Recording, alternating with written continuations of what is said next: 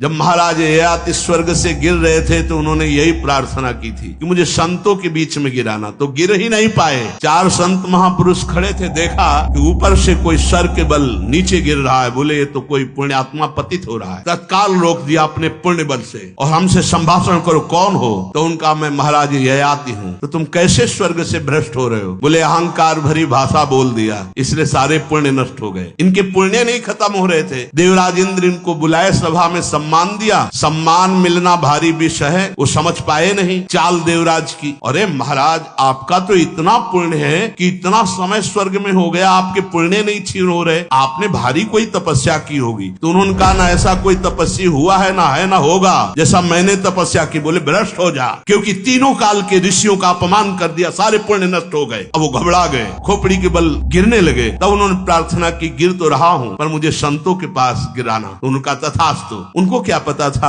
कि संतों के पास गिरने का मतलब क्या होता है। वो गिरने ही नहीं दिया, वही रोक दिया। महाभारत की कथा है। महाराज शिवी परम दानी, ऐसे 4 महापुरुष खड़े थे। उन्होंने देखा है कोई तेजो में उल्टा सर किए हुए आ रहा है, कौन है ये? रोक दिया, तिष्ठ, वही रुक जा, कौन है आप? तो उनका मैं महाराज ययाति हूँ, ऐसा ऐसा शब्द निकल गया। इसलिए बहुत होश में, वाणी मात्र से सारे पुण्य नष्ट हो गए। कहा कि अब तुम नीचे नहीं गिर सकते क्योंकि हमारी दृष्टि में आ गए, जाओ मैं सारे सुकृत आपको देता हूँ। तत्काल विमान आ गया। दूसरे ने भी कहा, तीसरे ने, चौथे, जहां थे उससे ऊपर भी ब्रह्मलोक तक जाने की उनकी सामर्थ्य हो गई, विमान से ऊपर, नीचे नहीं गिरने दिया। तो अगर बाल की तरह हमारा चित्त भ्रष्ट हो रहा है और कहीं संत मिल जाए, महाभागवत मिल जाए, वही रोक लेते, ए चलो ऊपर उठो, नहीं चूक हो गई, कोई बात नहीं, ऊपर उठो। इसीलिए मोरे मन प्रभु विश्वासा, राम ते अधिक राम कर दासा।